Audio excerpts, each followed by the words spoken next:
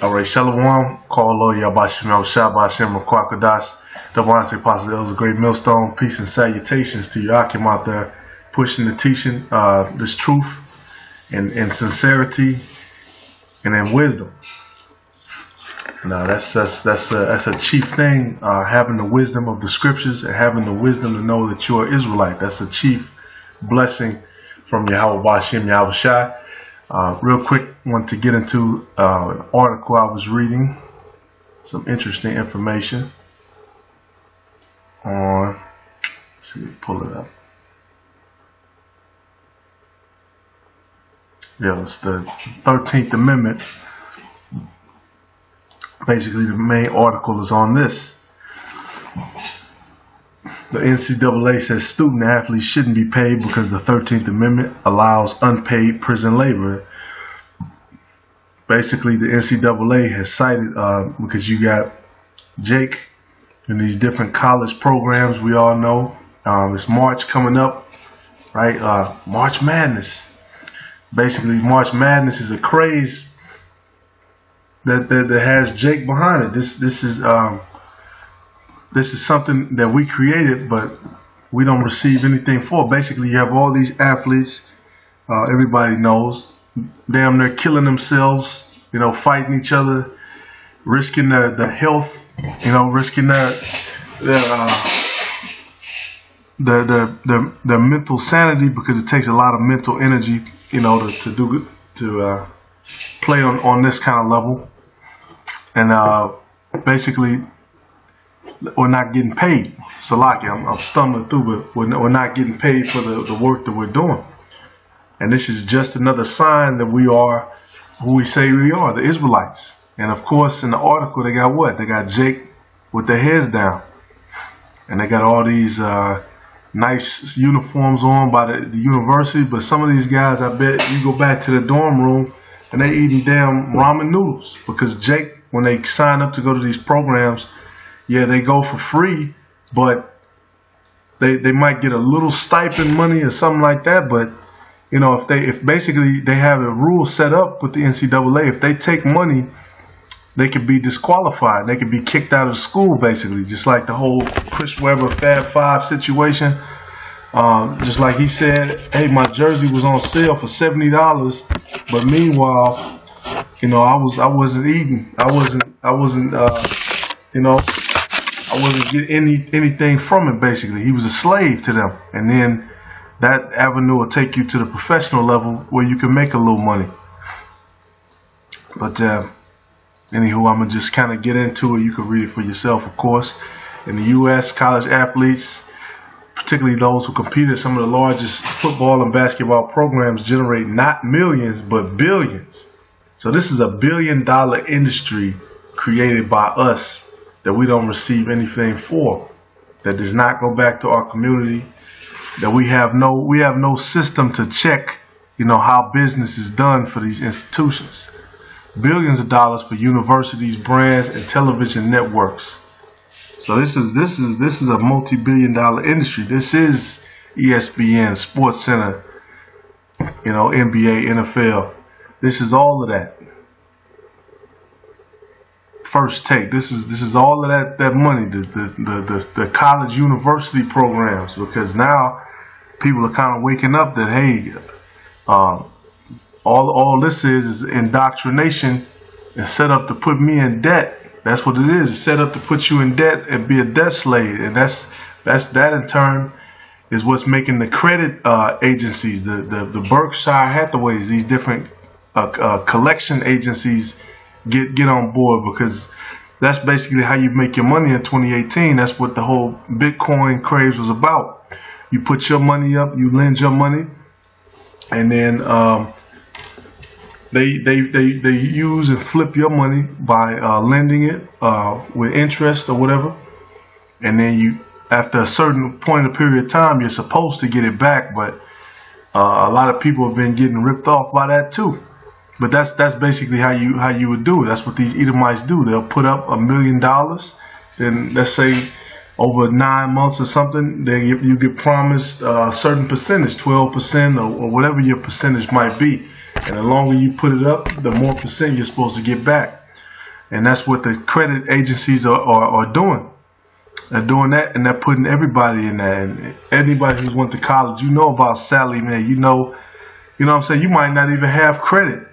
But guess what? They'll still offer you, $4,000, $8,000 loan because they know that you're, you're going in, you're serious. They can look up your score, your testing scores, or whatever your grades, and then they'll say, well, look, we're going to loan this money over this period of time, though, but it's going to come with this interest, which is usually, high, crazy numbers, 23%, which we know in the scriptures, that's usury. That's usury, and that's the American banking system, just like it goes in James 5. This is they're defrauding and scamming the people.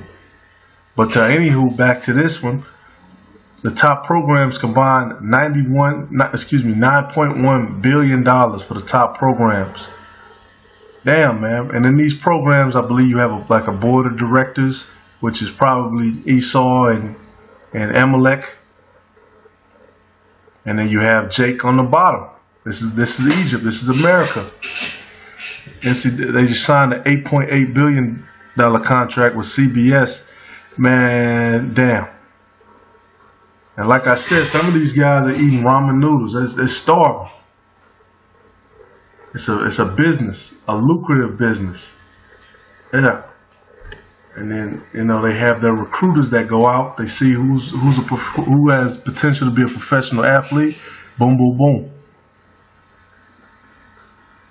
Very obvious dynamic that players deserve pay. Right, they're trying to say they should be paid as work-study students because they are work-study. You put a lot of time into being an athlete and repetition and gaining muscle memory, because that's what sports is largely about, muscle memory. And I had to, excuse me, I'm just reading through it, but basically it's going to go into some detail over a case. Van Skyke versus Peters. You can look that case up. Basically, in that case, as it's summarized, they tried to argue as a prisoner he should be paid federal minimum wage for his work. The court cited the 13th Amendment and rejected the claim. The 13th Amendment says what? Neither slave nor involuntary servitude. That slavery is illegal. There should be no slavery or involuntary servitude except as a punishment for crime whereof the party shall have been duly convicted, shall exist within the U.S. or any place subject to their jurisdiction. So basically, they can't make you a slave unless it's a punishment for a crime where you were convicted. And then if you're in any territory owned by the U.S., which that's a spiritual thing, because we were brought here to what? Serve bondage under, the Lord will bring you into Egypt again with ships, which where Egypt goes back to martyrzayim, the Hebrew word martyrzayim, slavery, bondage.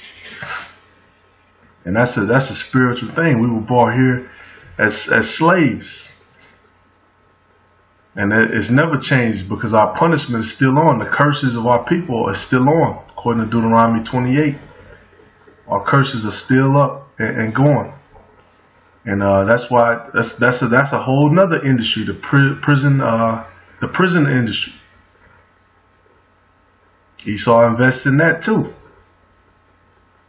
He makes these laws where even if you're trying to follow the law, you might not have the money to do certain things. Boom, now you gotta risk going to jail or facing this fine or facing this time. The scriptures say, well, we'll be subject to payments.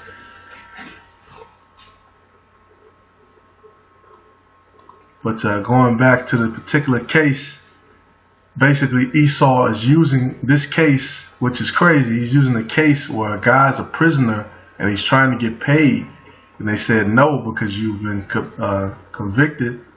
Basically, they're using that as a case for why they don't have to pay athletes, which we know the athletes is mostly Jake. And that's just another thing to confirm what we know. America is Babylon, it's Egypt, it's Nineveh, it's Assyria, it's all these different places where the Israelites were going into captivity again. And just like we were in those places, we are here. The scriptures say what? As it was, as it shall be. Exodus 1:1. Exodus 1:8. Now there arose up a new king over Egypt, which knew not Joseph. And he said unto, because what you had was, you had, of course, we know the story. The sons of Israel, they sold Joseph over to Egypt, where he rose up into Egypt. The Lord put the spirit on him to prophesy and translate Pharaoh's dream. And then his brothers moved in, but he had mercy on them. He took care of them. But then once he died, and their children remained in Egypt, and they remained and they worked under Egypt. Then under the new rulership, that's where we at now. Now there arose a new king over Egypt, which knew not Joseph, and he said unto his people, behold, the people of the children of Israel are more and mightier than we. And that's what these Edomites say too. They know what it is. They're more and mightier than us. Come on, let us deal wisely with them, lest they multiply. And it come to pass that when there falleth out any war, they join also unto our enemies and fight against us, and so get them up out of the land. Therefore they did send over them taskmasters to afflict them with their burdens, and they built for Pharaoh treasure cities, right? So they built their riches up off to the side where we couldn't see what they were doing, and they sent taskmasters and people to control us.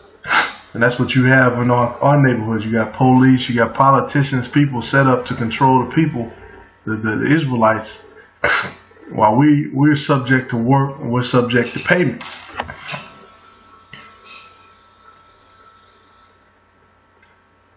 And then eventually, right, it's going to tell you, the more they afflicted them, the more they multiplied and grew. And they were grieved because of the children of Israel. And that's our nation, man. We love to multiply. And the Egyptians made the children of Israel to serve with rigor. And they made their lives bitter with hard bondage in mortar and in brick and in all manner of service in the field. All their service wherein they made them to serve was with rigor. That's right. And that's what we're doing now. I'm gonna stop right there. We were made to serve here. You know, because you have there's some exceptions to the rule. You have some Israelites who they kind of profited a little bit because that was their lot to do so. You're gonna have that. You're gonna have always exceptions to the rule, and then but basically for the most part, we came here to serve, to be servants. You know, and these guys, I know a lot of these athletes. You know, they a lot of them, you know, their gift is not necessarily thinking or learning a trade. Their gift is on a physical level. You know, it's a carnal level, of course, but that's just what their gift is, to be an athlete. That's something that they, you know, have perfected. And they, you know, all Jake, you know, you know, you're 10 years old or whatever. Everybody, they want to go to the NBA. They want to be a rapper, or they want to be an astronaut. You know, Jake is Jake want the whole. He want everything, because that's the spirit that we have. And the scriptures say what? Woe unto them, Isaiah 10:1. Woe unto them that decree unrighteous decrees and that right grievousness which they have prescribed, to turn aside the needy from judgment, and to take away the right from the poor of my people, that widows may be their prey, and that they may rob the fatherless. And that's right. And just like in Exodus, you know, we were the Hyksos warriors. We a lot of our people were warring with Egypt and going to war, and then eventually Egypt conquered over us. Just like now, man, we're under unrighteous decrees, and the poor they take away from the poor and they rob the fatherless. That's what they've done to the Israelites. And if the so-called Jews were the real Israelites, this should apply to them, but clearly it does not. And then Haggai 1:5. Now therefore, thus saith the Lord of hosts, consider your ways. Yeah, consider your ways. It's talking about talking to Israel. Consider what you're doing. Think about what you're doing. You have sown much and bring in little. Ye eat, but ye have not enough. Ye drink, but ye are not filled with drink. Ye clothe you, but there is none warm. And he that earneth wages to put it in a bag with holes. And that's for real, man. I can attest to that. You try to find a way to get around, get over. You know what I'm saying? You want a little nest egg or whatever, but then something always pops up to put a hole in that bag. The car breaks down, or some kind of stupid event occurs where you have to spend a little more than you were trying to go. And that's a curse that's on Israel. And once again, that curse applies to the Israelites. If you're an Israelite, it's for the most part, it's gonna apply to you. That's how, once again, we can see who the real Israelites are. But that's all I had on that. Call law and how about Shem Yahushua by Shem Kwakadash. And yeah, man, the devil is showing who he is. He's showing his horns. The fact that they would even cite the 13th Amendment, which is about slavery, on basketball, you know, that should tell you these people are making millions of dollars, billions of dollars, putting you on television and all of this stuff, and you even got Edomites in the comments denying, oh no, this is poorly written. No, man, we're exposing who you really are. The veil is coming down. But with that being said, Shalom.